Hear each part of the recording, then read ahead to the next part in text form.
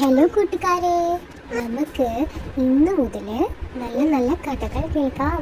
ഇംഗ്ലീഷിലും മലയാളത്തിലൊക്കെ ആയിട്ട് നല്ല നല്ല കഥകൾ പറഞ്ഞു പഠിക്കാം. അപ്പോൾ ഇഷ്ടപ്പെട്ടാൽ എല്ലാവരും കൂടെ കൂടണം. ഇന്ന് ഇങ്ങനെയാണ് നമ്മൾ പരിചയപ്പെടാൻ പോകുന്നത്. Inky, she runs from the cat. She എന്ന് പറഞ്ഞാൽ ഇങ്ങനെയാണ് ഇവിടെ പറയുന്നത്. She runs up the desk leg.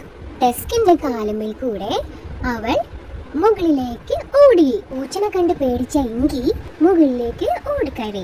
And across the desk top. അക്രോസിന്റെ മീനിങ് കുറുകെ എന്നാണ്. ഡെസ്ക് ടോപ്പിന് കുറുകെ ചാടി. ഫോട്ടോയിൽ ശ്രദ്ധിക്കൂ, അവിടെ ഒരു ഇങ്ക് പോട്ട് ഉണ്ട് അല്ലേ? ഇങ്ക് പോട്ട് എന്ന് പറഞ്ഞാൽ എന്താണ്? മഷിക്കുപ്പി. She hits the ink pot. Ink പോട്ടുമ്മേ അവൾ പോയിട്ട് ഇടിച്ചു. ഹിറ്റ്സ് എന്ന് പറഞ്ഞാൽ ഇടിച്ചു എന്നാണ് അർത്ഥം. Help, the ink spills. Spills എന്ന് പറഞ്ഞാൽ പോയി എന്നാണ് അർത്ഥം. ചോർന്നു പോയി എന്നും പറയും. അയ്യോ, മഷിയെല്ലാം ഇങ്കിയുടെ ദേഹത്ത് ആയല്ലോ. She scrubs and scrubs. Scrubs എന്ന് പറഞ്ഞാൽ ഒരയ്ക്ക എന്നാണ് അർത്ഥം വരുന്നത്. എത്ര ഉരച്ചിട്ടും ഇങ്കിയുടെ ദേഹത്ത് നിന്ന് മഷി പോകുന്നില്ല. പക്ഷെ അവൾക്ക് മഷിയൊന്നും ദേഹത്ത് നിന്ന് കളയാൻ സാധിച്ചില്ല.